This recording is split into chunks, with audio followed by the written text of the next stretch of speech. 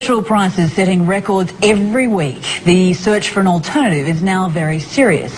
Car makers like BMW and others are well into development of hydrogen and electric cars.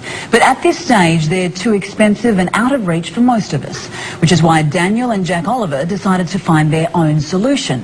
For a few $100s and some hard work, the brothers have managed to get an old Ford Falcon to run on water. Here's Rowan Wen. This old Falcon could be the car of the future. It runs partially on water. The research over the internet and things like that did take a bit of time, but the actual making of it and putting it onto the car was really quite simple. Until recently, mechanic Daniel Oliver and his younger brother Jack used their skills at the local lawnmower repair business in the regional town of Portland.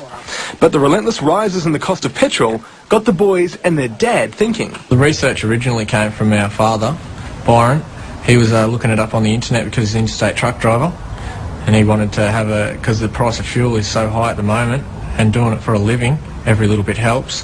The family hit upon a plan to convert their gas guzzler into a hydrogen hybrid. With a few $100s worth of parts, they were away. In the early stages of conversion, there were a few problems. We had a bit of an incident in the shed where we lit it on fire and blew it up. Luckily, the boys survived, as did the car. Learning from their mistakes, they've now created a real petrol-hydrogen hybrid. The hydrogen comes from ordinary tap water. When electricity is passed through the water, hydrogen gas comes out. When that mixes with the petrol, it helps it burn a lot more efficiently, so you end up using less petrol. We have two hydrogen converters here, which takes the gas, which is hydrogen, out of the water, brings it up this tube here, comes into the safety, which is called a bubbler, brings it down this tube here, and simply puts it into the inlet manifold just before the throttle body there. And that mixes with the petrol, does it? Yeah, it does. It brings the actual fuel.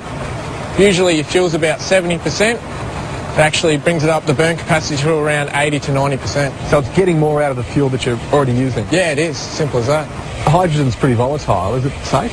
Yeah, it's extremely safe. That's why we have the actual safety there, the bubbler, just in case there is a backfire, a bit of a flashback, and it's only going into the water. On an average week, Daniel will go through 1 or 2 litres of water and a lot less petrol. I'm saving around 20% on the fuel bill. So if you're spending $100 a week on fuel, doing a bit of travelling, saving yourself $20 a week. But what is fuel consumption like on longer trips? Well, to find out, we filled up Daniel's tank to the top and asked him to make a 100-kilometre round trip in his hybrid. For comparison, he took a mate along in a similar model car that hasn't been converted, also with a full tank of fuel. The results of that test in a moment, but first, are the boys onto something?